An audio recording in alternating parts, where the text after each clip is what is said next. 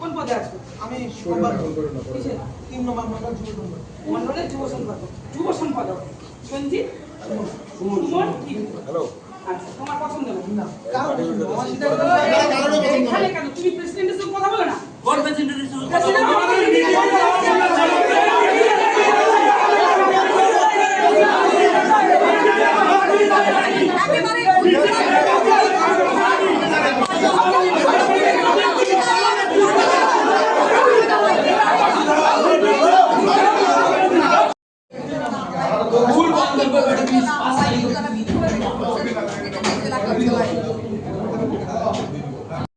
আমরা এই জন্য আজকে একত্রিত হয়েছি, যতক্ষণ পর্যন্ত পরিবর্তন হবে না আমাদের সংগ্রাম। শোনা যাচ্ছে যে প্রার্থী হয়েছে আশুতোষ বর্মা, তিনি বংশীবদনের একেবারে খাস পরিচিতি লোক, এই নিয়ে কি আপনাদের এই বিক্ষোভ? দেখুন, বংশীবদনের লোক নাকি আমরা সেটা জানি না, তাকে আমরা চিন্তাও না। সে হঠাৎ করে কোথা থেকে আসলো, কি করে আসলো, আমরা শুনতে পেরেছি শুধু এটুকুই।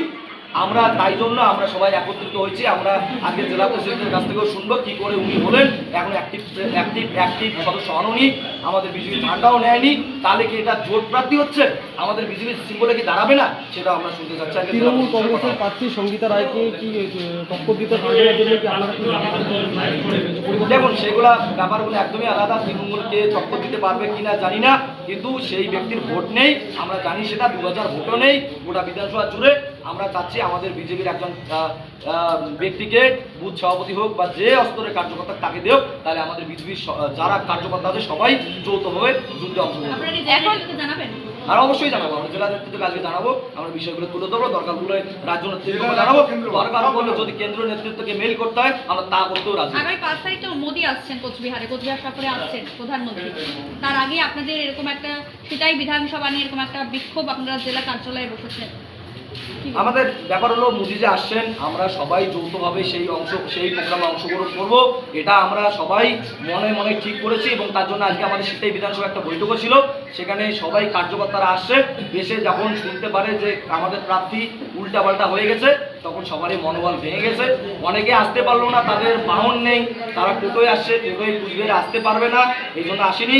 এবার আমাদের দাবি যদি না মানে, ক্যান্ডিডেটকে পরিবর্তন না হয়, তাহলে আমাদের 5 তারিখ পর্যন্ত এখানে যদি অনাশন দিতে হয়, ভূ অনাশন দিতে হয়, আমরা তাও দিতে পারি। আজ তো কেন্দ্রীয় মন্ত্রী সুকান্ত মজুমদার কোচবিহার আসছে, তো আপনাদের বিষয়টা কি? আজকে কোচবিহার আসছে কিনা আমরা সেটা জানি না। যদি কেন্দ্রীয় মন্ত্রী আসে তাহলে আমাদের ভালো হবে, তাকে আমরা ডাইরেক্ট সেই বিষয়টা জানাতে পারবো। আমরা তাহলে অপেক্ষা করতেছি ওনার জন্য। আমরা চাচ্ছি যে আমাদের যে বিষয়গুলো সবগুলো ওনাকে জানাবো। আপনার নাম? আমার নাম অনিমেষ রায়, আমি সেটাই 1 নম্বর মণ্ডলের সহসভাপতি। একেবারে দেখুন, বিষয়টা পার্টি সিদ্ধান্ত নিয়েছে, তো পার্টি দল যা সিদ্ধান্ত নেবে সেটাই ফাইনাল। সে 2-4 জনের পছন্দ নাও হতে পারে, সবার পছন্দ প্রার্থী হবে এমন তো বিষয় নেই।